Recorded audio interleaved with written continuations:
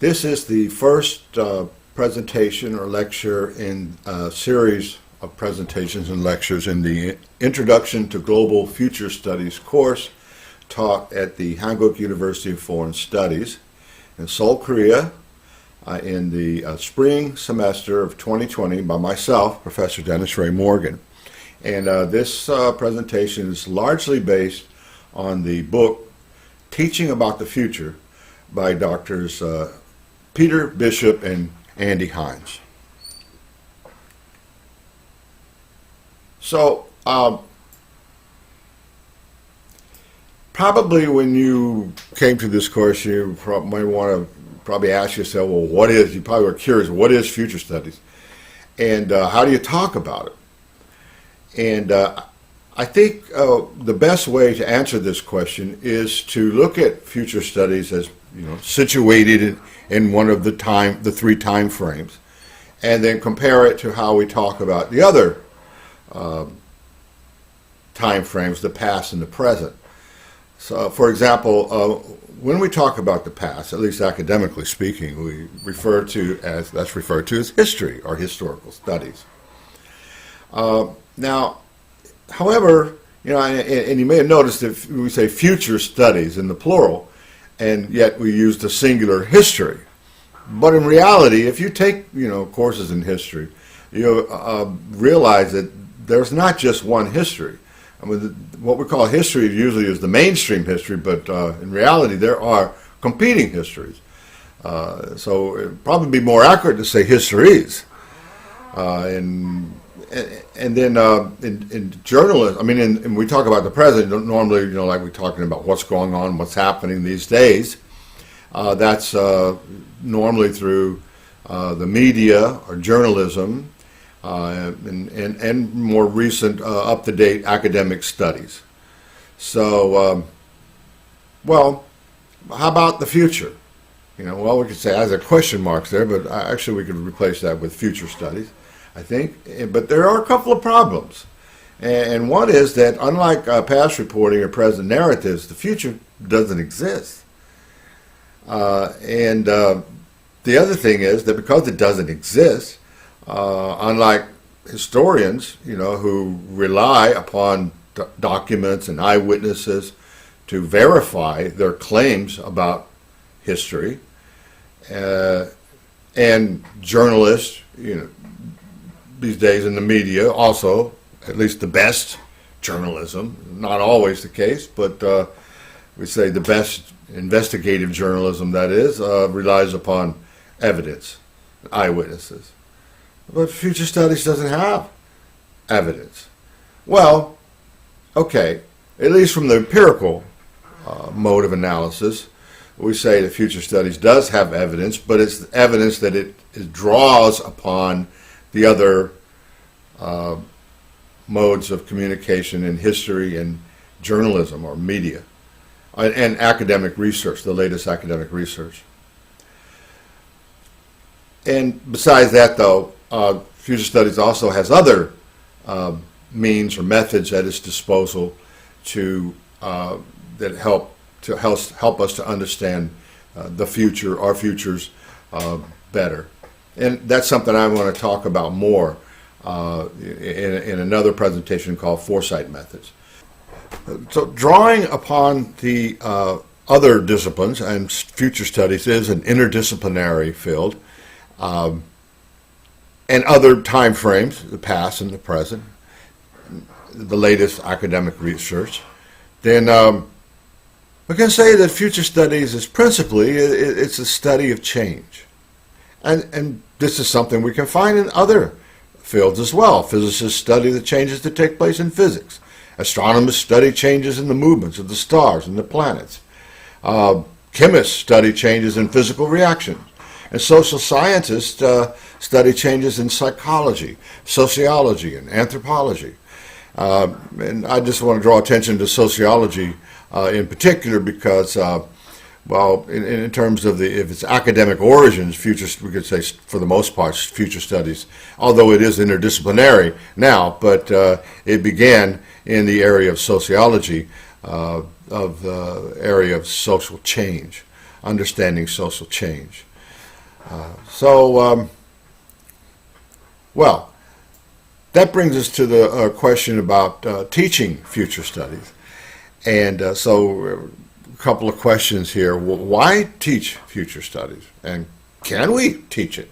I mean, teachers can't very well teach what they don't know, right? Well, maybe that's a case for future studies itself, is that if teachers did know more about future studies, if it was more accepted, especially, for example, teaching social studies, teachers could draw upon futures methods and use them in their classrooms. So it would be beneficial for teachers to learn more, at least in certain areas. Is it even knowable? Well, I'm going to answer that question in a minute.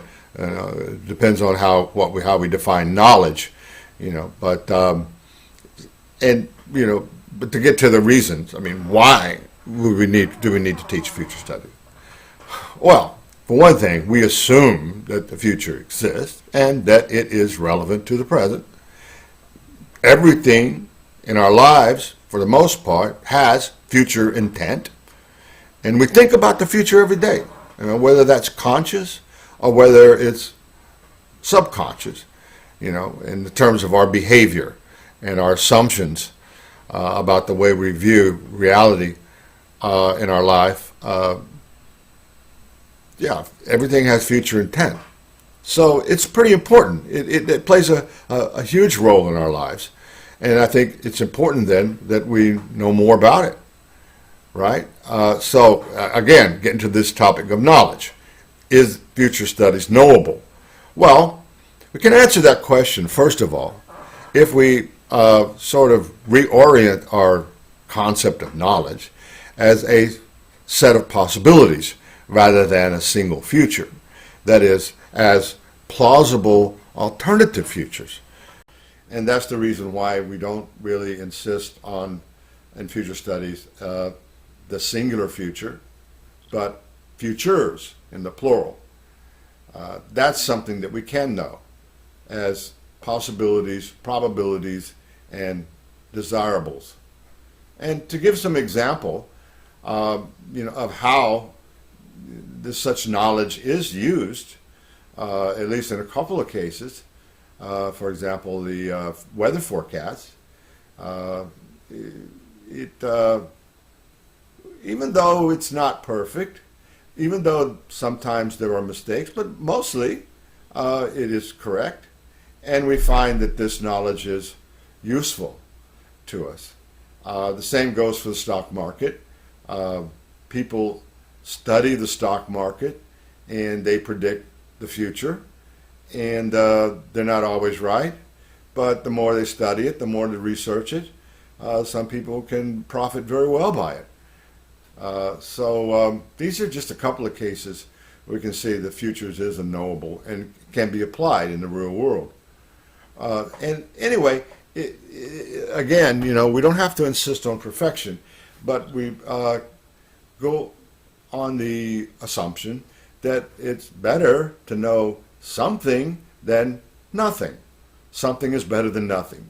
Something can be useful. And besides that, change is occurring more rapidly every day. Has been for the last few decades. Change has been accelerating to such an extent that, as Alvin Toffler wrote about in the 1970s, people get overwhelmed by change, and it's called future shock. So in order to avoid future shock, in order to prepare for tomorrow, shouldn't we study change itself?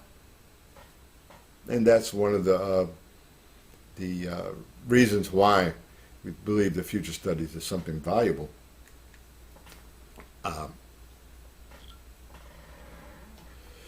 So now this leads to another question you may be asking yourself: is why am I taking this course? Maybe most, like I said, most of you, maybe it sounds like something kind of interesting, and the very fact that you really don't know that much about it makes you curious, and so maybe you just took this course out of curiosity. But if you want to be able to answer this question with a little bit more detail or justification than just curiosity, I'd like to offer you a few reasons why you might explain that you are taking a course in future studies. For one thing, all of us, we think about the future every day, and we want to make it more real in our lives. We want to understand it better, and we want to be able to discover and consider what the potential alternatives that we have in life. And again, there are three ways that we can understand about futures: is that what's possible, what's probable, and what's desirable. And we want to explore these options more in our own personal futures. And I think one thing too is very important is that is threats and opportunities. If there are certain threats that confront us, not only us personally, but in our society as well, isn't it better to know about them? Because if we know about these threats, then it's possible that we can even avoid them. But if we can't avoid them, at least such knowledge can help us prepare for them so that we can adapt to them when they happen, rather than be taken by surprise. Because a lot of the power of threats is the element of surprise. And if we could take this element out, then they may not be as much of a threat as they would be if we didn't know about them. And the same goes for opportunities. You can't really take advantage of opportunity if you don't know about it. And opportunities usually exist in a sort of window of time. It's called the window of opportunity, right? You need to know about this window so you can take advantage of it. And then if you take advantage of it, it can benefit you in the future. But if you don't know about it, then it'll never be able to have any impact in your life. And that's kind of a shame, right? Another thing is to be able to provide a basis for planning, which I think most of us in society believes is important. To plan, to be able to plan, and future studies provides a basis for that. And also as an opportunity to be able to control, manage, or influence your own future. And we may not be able to have absolute control, but at least some control is helpful, and we can learn how to manage or influence the future, and that's something valuable, that can be beneficial to you.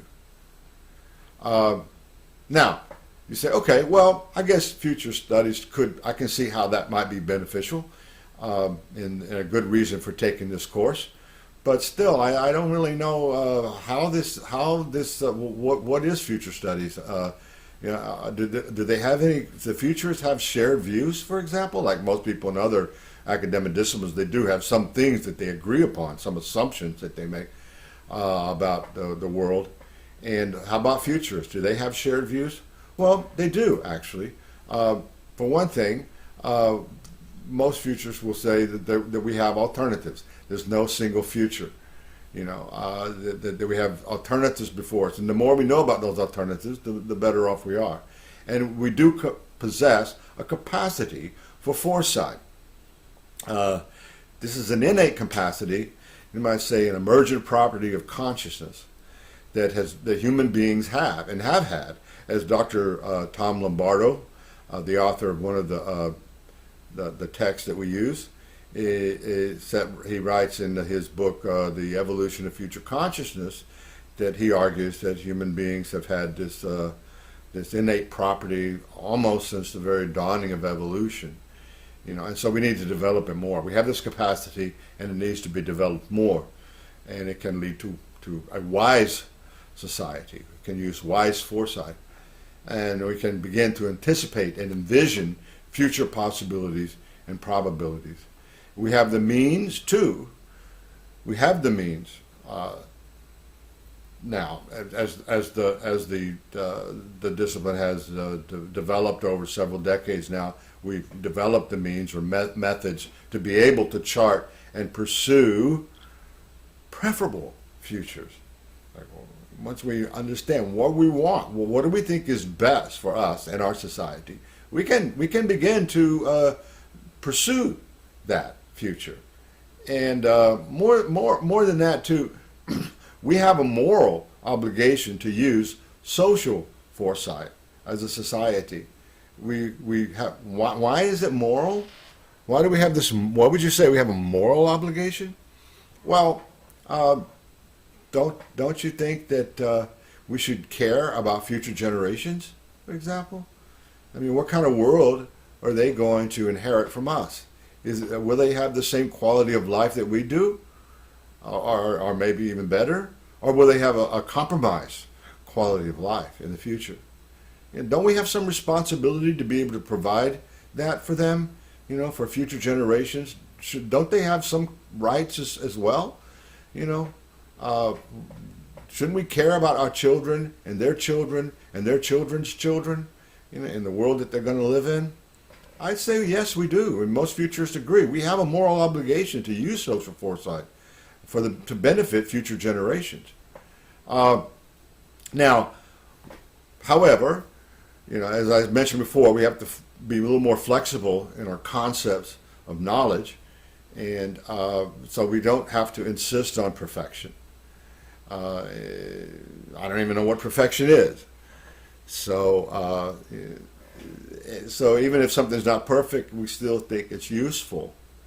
And we don't have to be able to control all the variables. There's always going to be some element of randomness or even chaos in our lives, in our future, but that's okay. We'll just learn how to navigate it.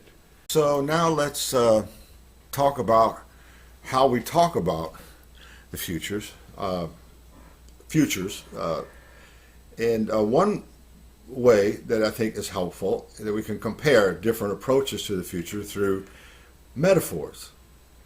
And one of these metaphors, and I think this is probably the default metaphor, is that futures is like a dice game. This is probably the way that most people approach the future. They don't really think about it all that much because they think they don't have any control over it. It's just something that happens. The future just happens to you. And it's discontinuous. There's no connection from roll to roll. Everything is just entirely by chance. It's pretty fatalistic. There's no real choice and there's no real participation in the outcome. It's a very passive view of the future and reactive, I might say. Future is random and it's just totally unpredictable. That's one way. And another way is kind of similar, really, with a little bit of variations, is that called the roller coaster ride. But it's also reactive, but there's the element of surprise and ups and downs, but it's sort of illusionary because the path itself is still predetermined.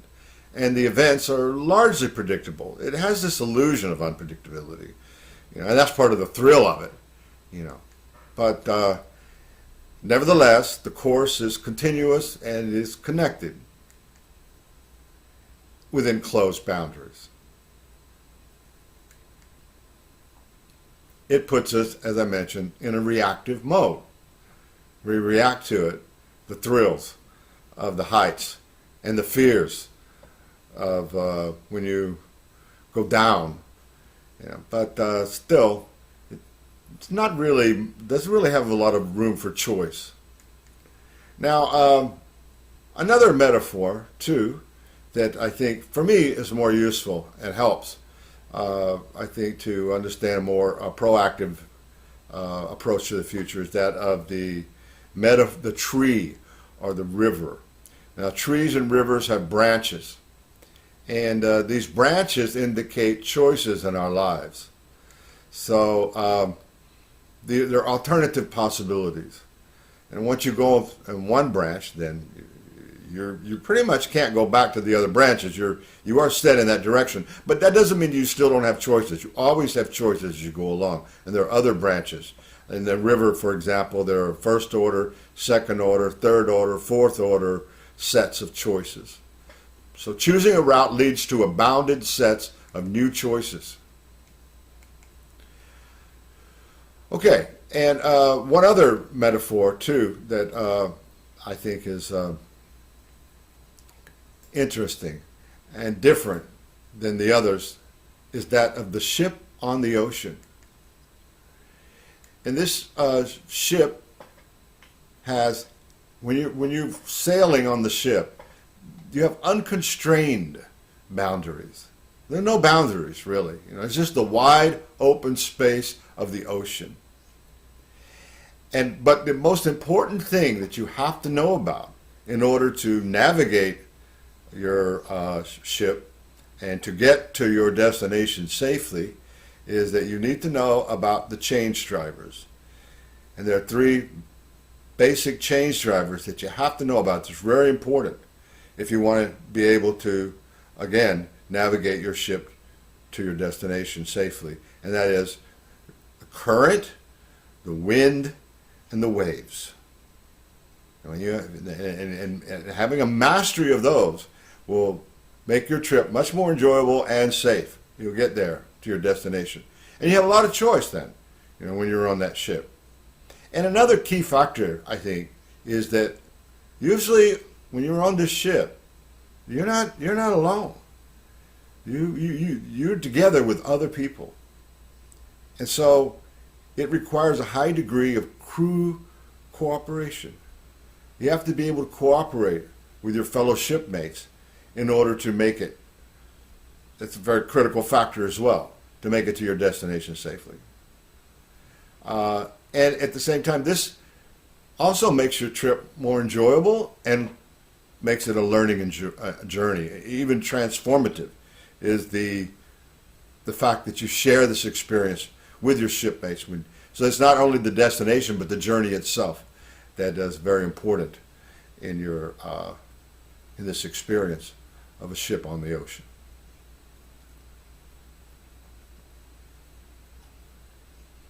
So, to summarize Future's metaphors, what kind of conclusions can we draw?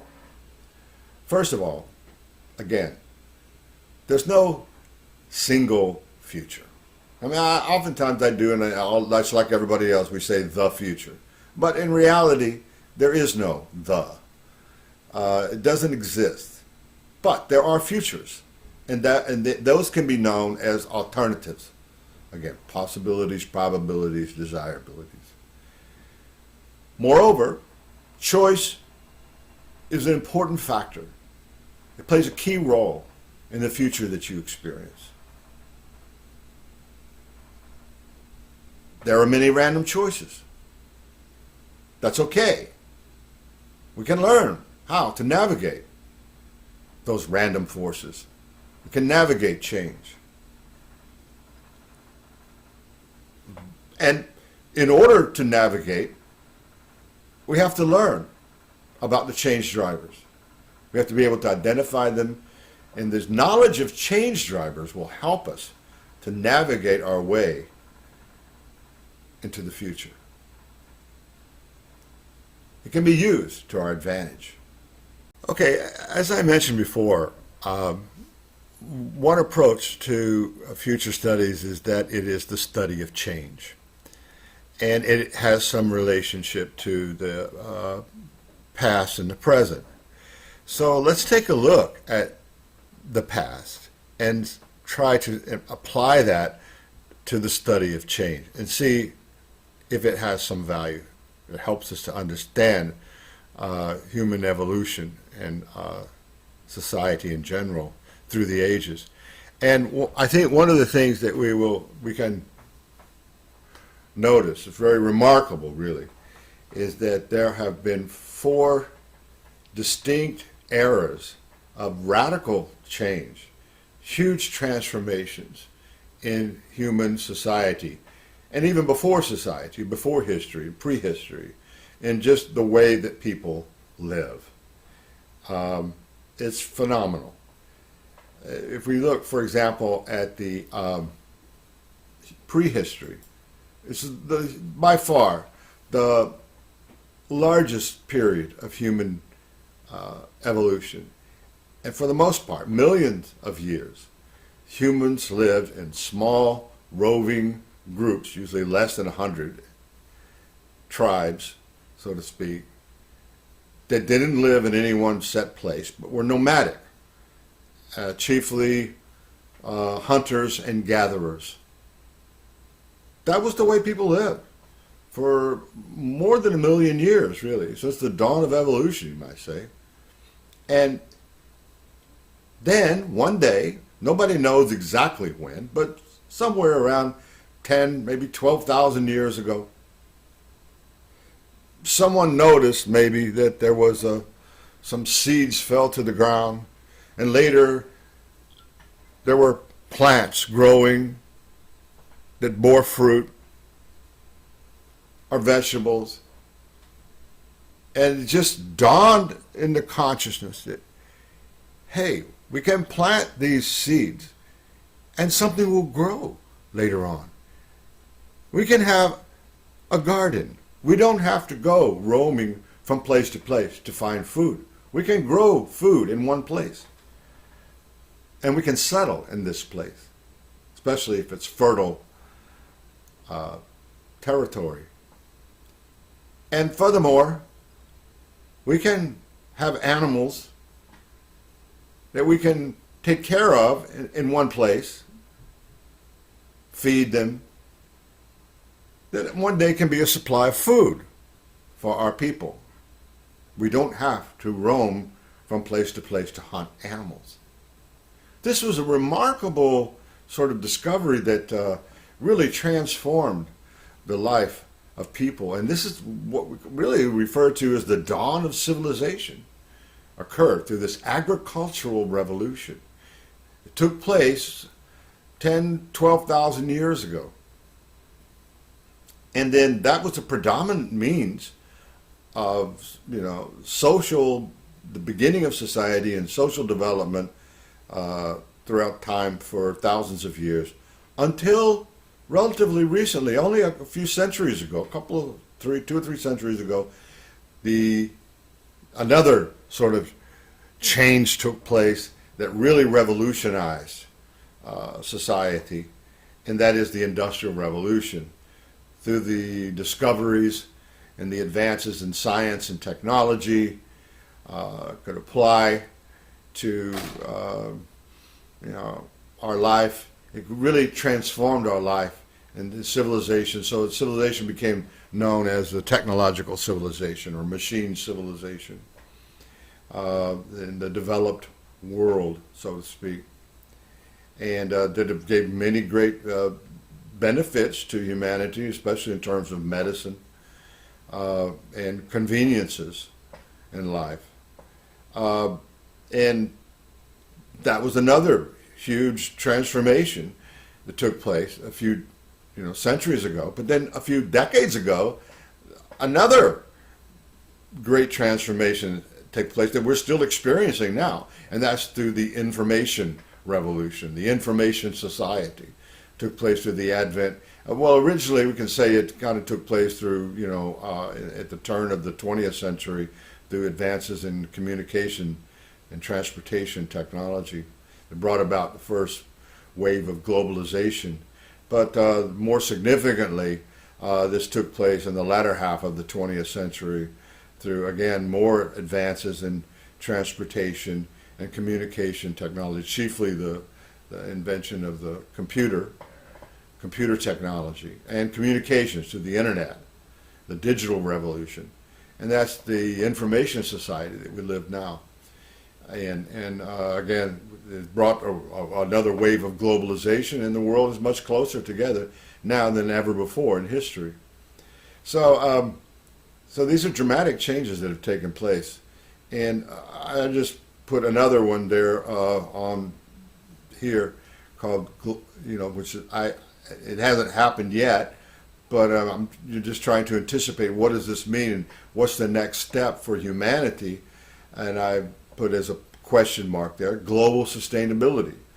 So I think that because due to the accelerating change has had its benefits, but it's also brought about some very serious consequences. You might even say a crisis of the 21st century.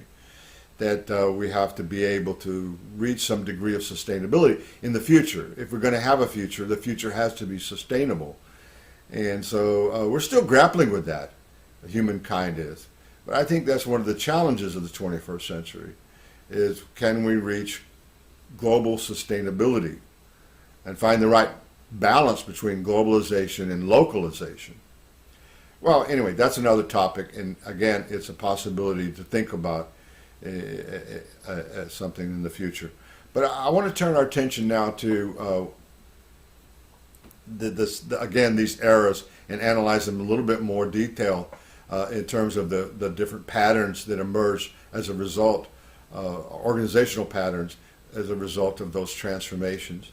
So again, I mentioned about nomadic tribes that existed somewhere, I don't know exactly, but 2-3 million years ago, and all the way up until just 10,000 BC.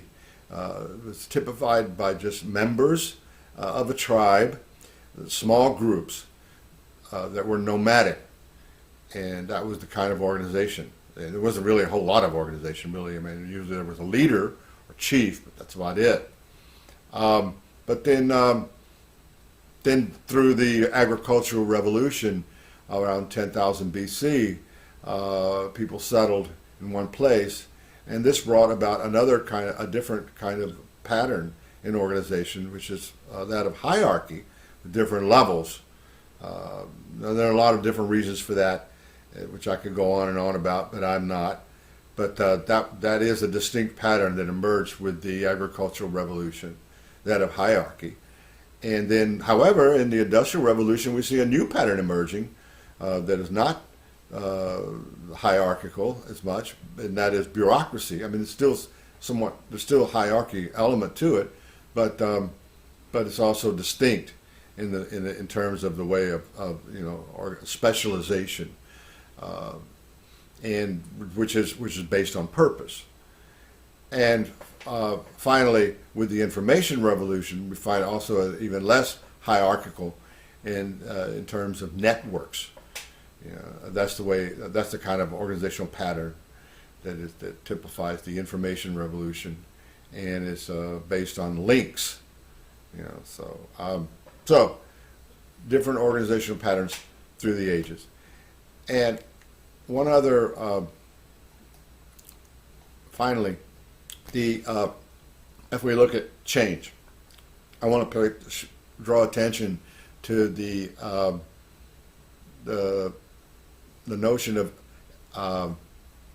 exponential change that comes about through acceleration, and what's called the Moore's Law, where you reach a certain point, and then suddenly there's this dramatic acceleration upon acceleration. And this pattern we can see and can be applied in many ways. You'll notice that, and one way of understanding is to look at a graph. And so you can see it in terms of like world population growth. Fairly stable throughout the ages for thousands of years. There wasn't really a whole lot of increase in population in general. And then suddenly, and again, this is part of the Industrial Revolution of modern times, where the population just began to explode. This has happened within actually mostly within the last century or so. In the 20th century, for example, from roughly maybe 1 billion about a century ago, around the turn of the 20th century, to now 8 billion. It says here 2025, we're almost there, and we're right around 8 billion people. This is a dramatic change that's taken place. Now I'd like to talk about threes. In fact, three threes. It's funny how things often happen in threes, isn't it? But first of all, the three forces that shape the future, and then 3 ways they influence the future, and then 3 obstacles to change. So beginning with the 3 forces that shape the future, first of all is the momentum of history, the constants and the trends that push us into the future. And we use, it's called the baseline future, to extrapolate upon. We say, well, this has happened in the past, and it will continue the same in the future. Okay, it will shape the future. This is predominant way of understanding the future. It's just a continuation. But it doesn't always happen that way. There are certain periods of history, as I mentioned before, about these different, different eras that took place, and they often took place within a relatively short period of time. These changes took place, and they were dramatic transformations that marked the end of one era and then the beginning of another. So there is also discontinuous change, a sudden sort of systemic change that propels you into something completely different than what existed before. It's another force, too, that has to be reckoned with. And then, of course, there is this key element in all of this. And as we become more conscious, what's called conscious evolution, the factor of human choice can have an impact on the future, and it can be self-fulfilling. If it's something positive and we believe in it, it can make it happen. We can create the future, or self-defeating. If we believe that it's, if we have a fatalistic view about the future, then that fatalistic view can become the reality. That we create our own future through choice. Those are the three forces: the momentum of history, discontinuities, and human choice that shape the future. Now, I want to talk about three ways that we can influence the future. And first of all is to ignore it, to ignore change. Now, you might think that if you don't believe in the future and you don't do anything, that it won't happen. It's not true. Even if you make no choice, that's a choice too. If you ignore change, that's a choice. It's reactive, and it's probably the worst way to influence the future, because then you have no real control over what happens to you, and you have no choices. The more you ignore it, the less choices you have. The more you deny it, the less choices you'll have when the crisis comes about. The threats, take you by surprise, and you don't have a lot of choice then. What's better, and further along the pyramid, can say, is responsive way. That is, you forecast what is probable, and you respond to it so that you have some influence over it to make the threats less dangerous, or maybe even avoid them, and to take advantages of opportunities. Finally, at the top there, at the pyramid, you will notice there is another way that we can influence the future, and that is to envision what is desired, to create our future. We envision the future, and we can create it. We can create the future, our best future, and we can make it happen. So one way to predict the future is to create it, make it happen. So those are three ways to influence the future: reactive, responsive, and creative. Finally, I want to talk about the three obstacles to change.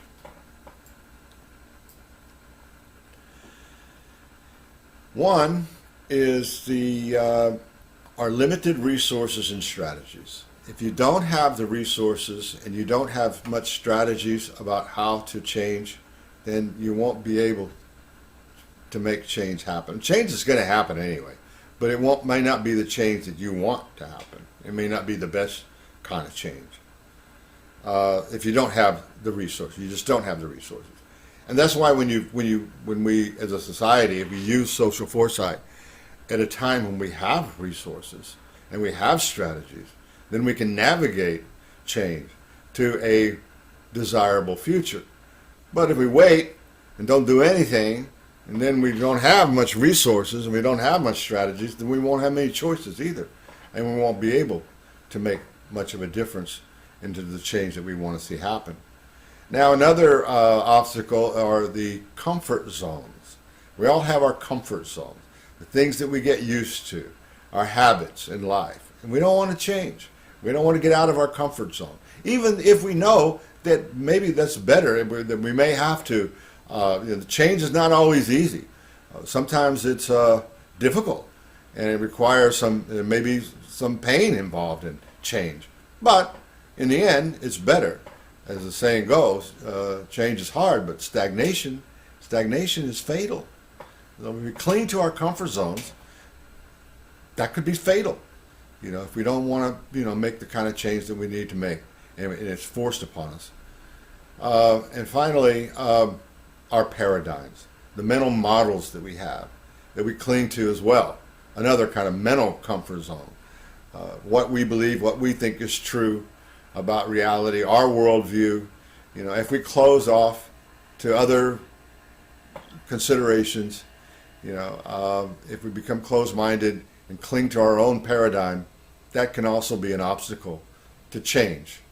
And so it's an ideological obstacle. And that's why, clinging to one ideology sometimes it's not very effective and can be a problem. I mentioned before that one of the values of future studies is that it can become the basis for planning. And I want to just help demonstrate how the difference that future studies can make in the way it approaches the planning process. If we look at, for example, the typical way of planning is that of the linear process of planning. And if we look at that, typically we have a plan, and then we have a goal that we want to reach. So we plan how to reach that goal, and we implement measures to get to the goal. That's very simple, really, way of planning. But there's a problem, because there's a difference between what our plan is and then what really happens. So we want to examine what really happens in the process of while this plan is being implemented, in the things that we typically forget to consider. So let's look at what really happens in traditional organizational planning. So,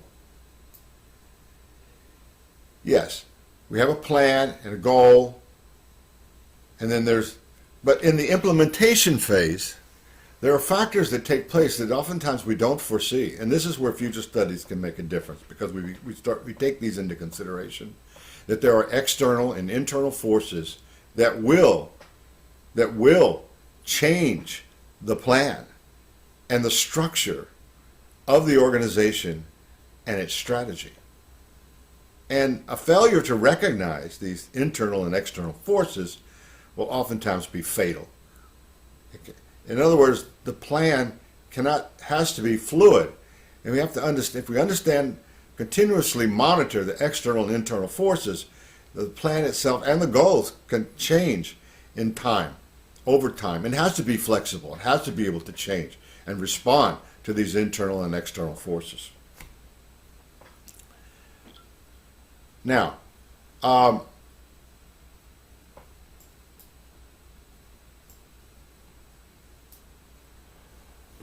can we master the basics of change? We've been talking about change and studying change and so on, and as a part of what future studies is all about.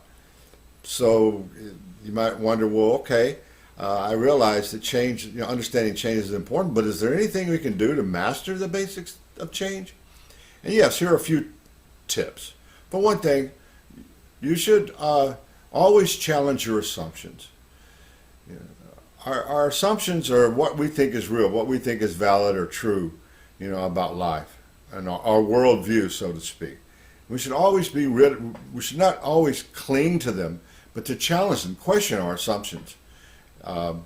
Learn the forward-looking art of anticipation. Be able to anticipate what might happen. Proactively create change and learn to bend the future to preferable outcomes. And finally, to manage uncertainty and ambiguity. It means to recognize that uncertainty and ambiguity will always be present. We can't completely eliminate them, But if we understand them better, we can learn how to manage uncertainty and ambiguity.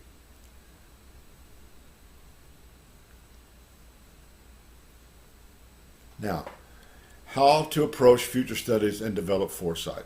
A few other tips as well. Again, give up on the concept of trying to predict the future. I know that seems to be for many people when they first, start to learn about future studies, they think that future studies is all about prediction. I won't say that prediction isn't one element in future studies, but it's not really. That's not really what it's all about. The gist of futures is not really about prediction. We don't try to predict the future, and there is no "the" anyway. But try to understand the possibilities of the future rather than predict it. To be prepared for what may happen in the future. So we can know, in other words, plausible futures, and we can work with that knowledge to our benefit. And it is helpful, it's useful, we believe that. We can map the range of plausible futures, and this will help us to navigate change and to prepare for the future. So as much as possible, we try to prepare for all possible futures. And, moreover, we can visualize preferred futures and then act as if these preferred futures will become tomorrow's reality. There's a saying, if you build it, they will come. So it's a lot of it. There's a degree of faith and belief, and if you have conviction, I should say, about and determination about your future, what you want in the future, your preferred future, then it can happen. If you act as if though it is real already, then eventually it can become the reality. I mean, much of what we see in the world today was only at one time was someone's imagination. Okay, so I want to use another metaphor about navigating the future, and I want to use the metaphor of driving a car in bad weather. So if you drive a car in bad weather, do you just give up on driving because you can't see very far? Do you just stop the vehicle and say, okay, I'm going to wait till this bad weather passes and then I'm going to drive? No. Most people don't do that. You look harder. You strain your eyes ahead to see. You think of what possibilities might exist. Is there a curve? Is there a pothole? Are there pedestrians? Is there a stalled car in the way? You look for those things.